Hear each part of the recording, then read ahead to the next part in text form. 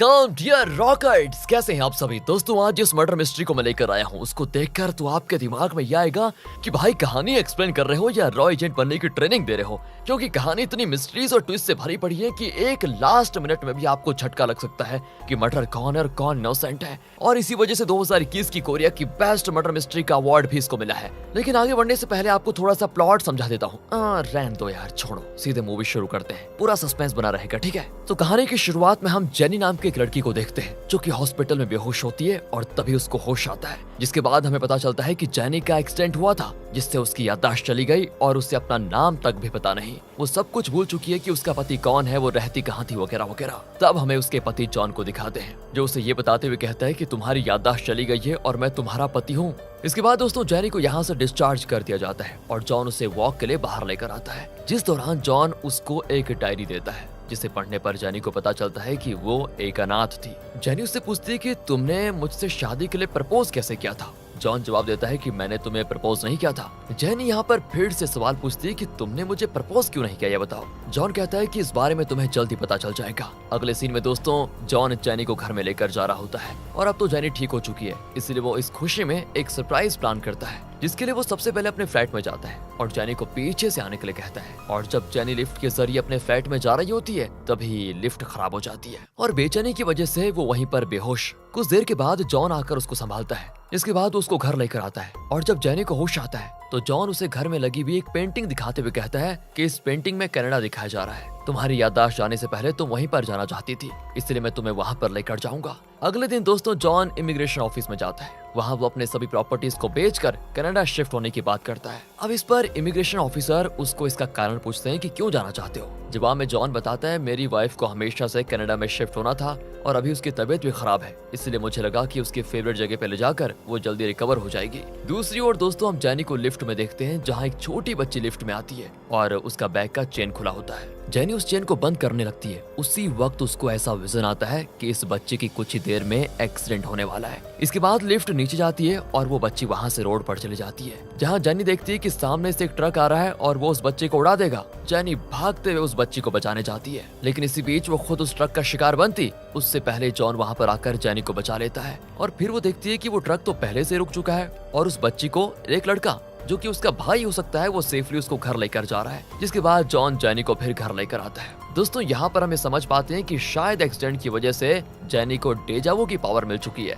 Deja vu में होता यह है कि हमें ऐसा लगता है कि हमने ये चीज पहले भी देख ली है, मतलब एक तरफ से फ्यूचर में होने वाली चीज हमको पता चल जाती है। अब हम एक बिल्डिंग के ओनर को देखते हैं जो दो डिटेक्टिव्स को बता रहा होता है कि मेरी बिल्डिंग से पिछले कुछ दिनों में कई सामान चोरी हुआ है और दोनों डिटेक्टिव इसी छानबीन के लिए वहाँ पर आए होते हैं। और हाँ दोस्तों इस बिल्डिंग को याद रखेगा क्योंकि आगे ये कहानी में बहुत बड़ा प्लॉट रिवील करने वाला है। आगे आ जाइए। जेनी को वापस वही लड़की दिखती है और इस बार उसे विजन आता है कि उस बच्ची के घर में सिलेंडर ब्लास्ट होने वाला है, इसीलिए वो उस बच्ची के पीछे जाती है, लेकिन उसके घर के पास पहुंचते ही सिलेंडर ब्लास्ट हो जाता है। जेनी फिर ये बात जॉन को बताती है, लेकिन जब जॉन इस बारे में पता करता है तो पता चलता है कि कोई सिलेंडर ब्लास्ट हुआ ही नहीं, ये बस जेनी का हेलुसिनेशन था। तो इसके लिए जॉन जेनी को एक डॉक्टर के पास लेकर आता है जो जेनी को कुछ मेडिसिन प्रिस्क्राइब करता है। और वहाँ से बाहर निकलने के बाद ना दोस्तों जेनी को फिर से वही बच्ची दिखाई देती है जो कि इस बार अपने भाई के साथ होती है, लेकिन असल में वहाँ पर कोई होता ही नहीं और ये सब जेनी के दिमाग का खेल होता है। जॉन भी इस बात को समझ जाता है कि जेनी के दिमाग की हालत थोड़ा ठीक नहीं है, इसीलिए जेनी का मूड बदलने के लिए वो उसे बीच पर लेकर आता है। अब उसी रात की बात है, जेनी जब सो रही होती है तब उसको ऐसा नाइटमेयर आता है जिसमें वो बिल्डिंग से नीचे गिर रही है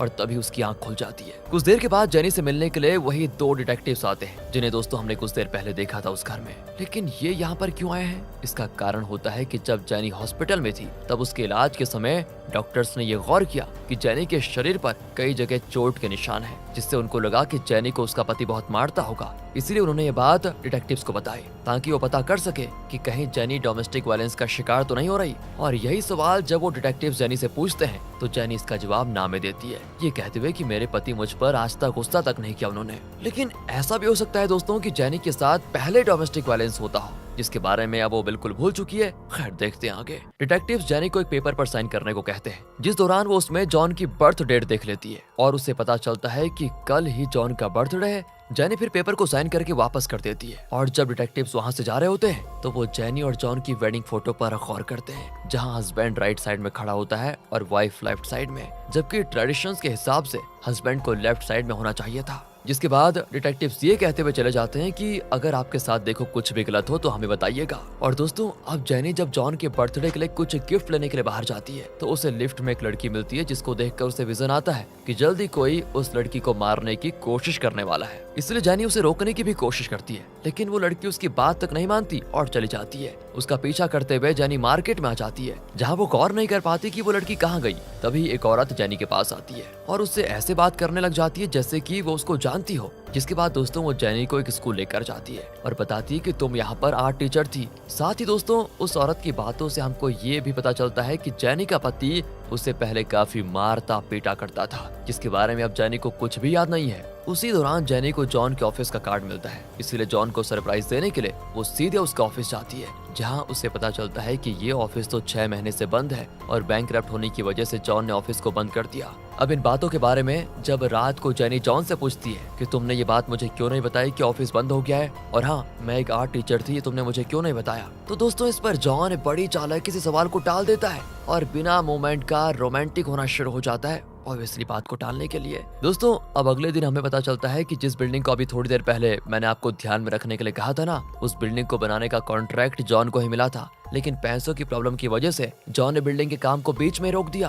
और अब होता यह है कि ये सभी बातें उन डिटेक्टिव्स को भी पता चल जाती है। दूसरी तरफ हम जैनी को देखते हैं, जिसे आर्ट स्कूल में अपना एक बॉक्स मिलता है जिसमें उसके कई पुरानी चीजें होती है। उसी में उसे कई फोटोज भी मिलते हैं जिसमें वो किसी अनजान आदमी के साथ काफी क्लोजली बैठी होती है। अब इसके 2 जवाब हो सकते हैं कि पहला तो ये कि जिस आदमी के साथ वो फोटो में है वो उसका असली पति है, या दूसरा कि जॉनी की याददाश्त जाने से पहले उसका अपने पति के अलावा किसी और के साथ भी अफेयर था और ये वही आदमी होगा। आगे जैनी जब उस बॉक्स को लेकर अपने घर जा रही होती है तब उसे लिफ्ट में एक आदमी मिलता है और उसके लिए उसे विजन आता है कि ये आदमी किसी को जाकर मारने वाला है, इसलिए जैनी उसको ऐसा नहीं करने के लिए कह देती है। और ये सुनते ही वो आदमी जैनी पर ही दोस्तों हमला कर देता है और उसे लिफ्ट से बाहर फेंक देता है। और जब तक जॉन आकर जैनी को संभालता तब तक लिफ्ट वहाँ से चली जाती है। पर हालांकि दोस्तों मुझे ऐसा लगता है कि ये भी जैनी का बस हेलुसिनेशन ही था और कुछ नहीं। आगे उसी रात की बात है, जैनी जब अपने घर से बाहर आती है तो उसको ऐसी बड़ी अजीब आवाज आती है जैसे कि कोई आदमी किसी को मार रहा हो। जैनी भी उन आवाजों के पीछे उस फ्लैट तक पहुंचती है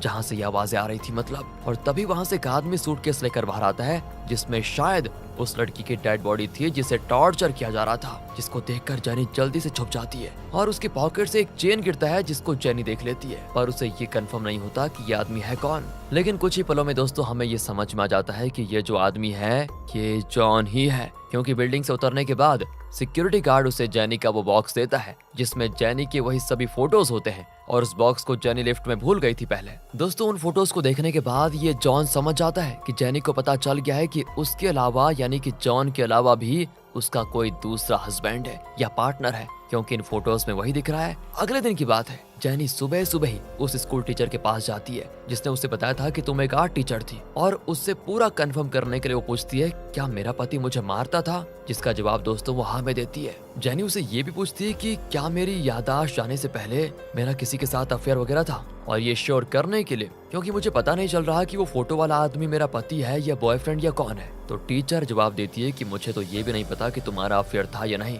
लेकिन हाँ मुझे याद है कि तुम्हारा पति तुम्हें बहुत मारता था, क्योंकि उसे हमेशा इस बात का शक रहता था कि तुम्हारा किसी के साथ अफेयर चल रहा है। ये सब जानकर दोस्तों जैनी घर आ रही होती है, तभी गार्ड से उसको पता चलता है कि रात में जो आदमी सूटकेस लेकर जा रहा था वो जॉन ही था। साथ ही दोस्तों ये बात और भी कंफर्म हो जाती है तब जब रात वाली चेन जॉन के पॉकेट में मिलती है, जिससे वो समझ जाती है कि जॉन ने पिछली रात किसी लड़की को मारा है, जिसके बाद वो सीधे जाकर इस बारे में पुलिस स्टेशन में कंप्लेंट कर देती है। तभी जॉन को भी इस बात का पता चलता है कि जैनी पुलिस स्टेशन में गई है, क्योंकि वो उसके फोन को दोस्तों ट्रैक कर रहा था। जॉन तभी पुलिस स्टेशन पहुंच जाता है, लेकिन तब तक जैनी ने उसके खिलाफ कंप्लेंट कर दी थी, जिस वजह से अब उसे अरेस्ट किया जाता है। और इस पर जॉन ऑफिसर से कहता है कि जैनी अभी थोड़ी बीमार है और उसे भ्रम हो रहा है, फालतू की चीजें दिख रही है, इसलिए वो जो भी कह रही है वो सच नहीं है। जिसके बाद ऑफिसर्स उस लड़की के घर में जाते हैं जिसका मर्डर हुआ था और उन्हें वहां पर पता चलता है कि पिछले 1 साल से इस फ्लैट में कोई रहता ही नहीं था। ऑफिसर्स फिर जॉन को छोड़ देते हैं क्योंकि उस फ्लैट में तो कोई 1 साल से रहता ही नहीं था। लेकिन जेनी को विश्वास नहीं होता कि जो उसने देखा वो गलत था क्या।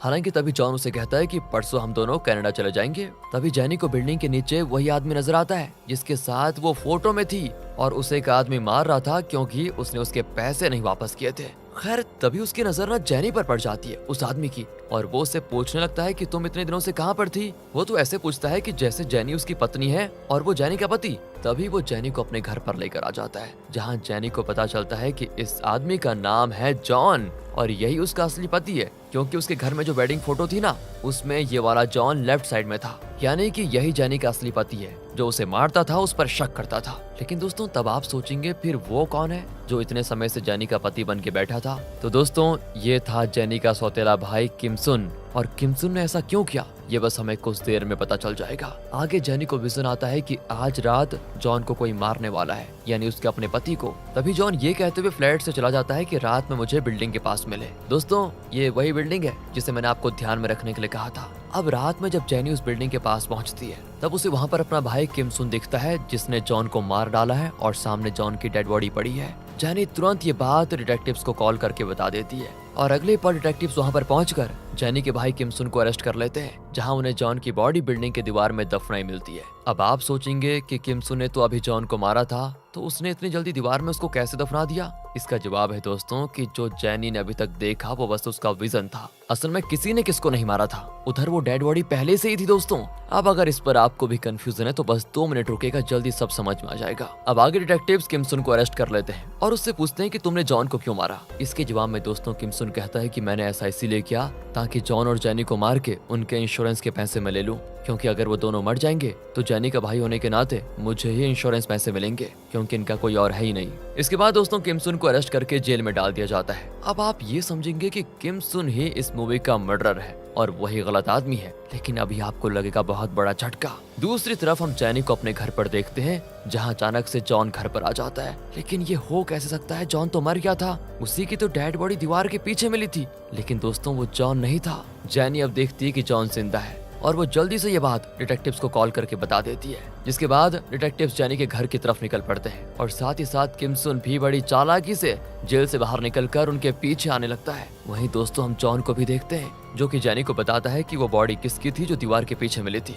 तो दोस्तों कहानी ये है कि लगभग 2 महीने पहले जॉन ने गैंगस्टर से पैसे उधार लिए थे जिससे वो लौटा नहीं पा रहा था और इसीलिए वो गैंगस्टर जॉन को धमका रहा था। इसीलिए फ्रस्ट्रेशन में आकर जॉन ने उस गैंगस्टर को उस बिल्डिंग के पास बुलाया और उसे मारकर दीवार में दफना दिया। तभी उसी वक्त जेनी भी वहां पर आ गई और उसने जॉन को एक क्राइम करते देख लिया। दोस्तों आपको याद होगा कि जॉन जेनी पर बहुत शक करता था। उसी वक्त दोस्तों उसे जेनी के बैग से कनाडा के टिकट्स मिले, जिससे जॉन को लगा कि जेनी किसी और मर्द के साथ कनाडा जाने का प्लान बना रही है, जबकि जेनी तो जॉन के साथ ही कनाडा जाना चाहती थी, बस उसने उसे बताया नहीं था और टिकट ले लिया था। अब इसी शक के गुस्से में जॉन ने फिर से जेनी को मारने की कोशिश की, लेकिन जेनी ने अपने बचाव में जॉन को ही रॉड से मार दिया। और तभी वहाँ पर किम सुन आ गया, जिसने देखा कि उसकी बहन ने जॉन को मार दिया है, इसलिए उसने जॉन की डेड बॉडी वहीं पर छिपा दी और उसका मर्डर अपने सर पर लेने की बात करने लग गया ताकि उसकी बहन न फंसे। लेकिन जेनी अपने पति को मरने के सदमे में इतनी दुखी हो गई थी, जिसके बाद उसने बिल्डिंग से कूदकर अपनी जान देने की कोशिश की,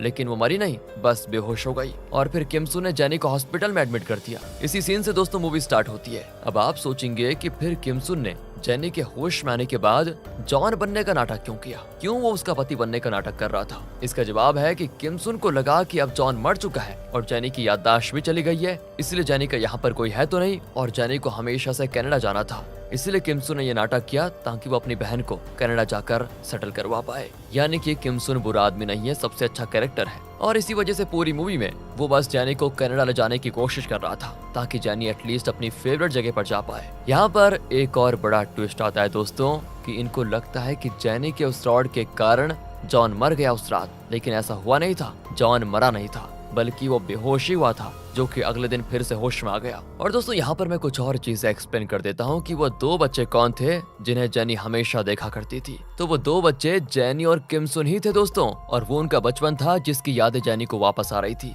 इसका कारण था कि जेनी की याददाश्त वापस आ रही थी, इसलिए उसको पुरानी बातें याद आ रही थी। यानी कि जो भी जेनी ने विजन की तरह देखा वो सब फ्यूचर में होने वाली चीज नहीं थी, बल्कि वो सब वो चीजें थी जो कि उसके साथ पहले हो चुकी हैं। तो अब आप सोचेंगे कि फिर जो विजन उस दिन जेनी को आया था, जिसमें उसने किम सुन को किसी डेड बॉडी को सूटकेस में ले जाते हुए देखा था, वो क्या था? और उससे पहले उसने किसी लड़की को टॉर्चर होते हुए आवाज सुनी थी, वो क्या था? ये कौन सी यादें थी जो जेनी को याद आ रही थी? तो ये यादें थी दोस्तों जेनी और उसके पिता की। जेनी के पिता एक शराबी थे जो जेनी को मारते रहते थे, और ऐसे ही एक रात को वो जेनी को मार रहे थे, तभी वहाँ पर उसका भाई किम सुन आ गया और उसने अपने पिता को ही मार दिया। जिसके बाद उसने अपने पिता की डेड बॉडी को एक सूटकेस में रखा और एक जगह जाकर उसको दफना दिया। और हाँ दोस्तों, ये बात भी जेनी को याद आ जाती है, और एंडिंग सीन में हम देखते हैं कि वो डिटेक्टिव्स को कहकर उस डेड बॉडी को बाहर निकलवा लेती है, जो कि उसके शराबी पिता की डेड बॉडी थी। तो अब आपको सब कुछ क्लियर हो गया होगा कि यहाँ बुरा आदमी किम सुन नहीं, जॉन है। जॉन शक की वजह से अपनी बीवी जेनी को मारना चाहता था, और अभी करंट सीन में भी जॉन ऐसा ही करता है। वो जेनी को मारने के लिए घर में आग लगा देता है और वहाँ से भागता है। तभी वहाँ पर डिटेक्टिव्स आ जाते हैं और जॉन को पकड़ लेते हैं, पर जेनी तो अभी आग में फंसी रहती है दोस्तों। इसलिए किम सुन भागते हुए जेनी के पास जाता है, और तभी घर में होता है एक बड़ा सा ब्लास्ट, जिसमें किम सुन अपनी बहन को बचाने के लिए उसे पूरी तरह घेर लेता है। बेचारा किम सुन तो मारा जाता है, लेकिन जेनी बच जाती है और बेहोश हो जाती है। जिसके बाद वो डिटेक्टिव्स उसे हॉस्पिटल में एडमिट कर देते हैं, और होश आने के बाद उसको एक वीडियो टेप देते हैं, जो कि किम सुन के इमिग्रेशन ऑफिस वाला वीडियो टेप होता है, जिसमें किम सुन बताता है कि मेरी बहन जेनी का सपना था कनाडा जाना, इसीलिए मैं उसको कनाडा लेकर जाना चाहता हूँ। और दोस्तों, इसे देखकर जेनी बड़ी इमोशनल हो जाती है, रोने लग जाती है। इसी के साथ ये मूवी यहाँ पर खत्म होती है। बाकी अगर आपको वीडियो अच्छी लगी हो, स्टोरी अच्छी लगी हो, एक्सप्लेनेशन अच्छा लगा हो, तो लाइक कीजिए, चैनल को सब्सक्राइब। मिलते हैं आपसे अगली वीडियो में। ध्यान रखेगा अपना। Thanks for watching.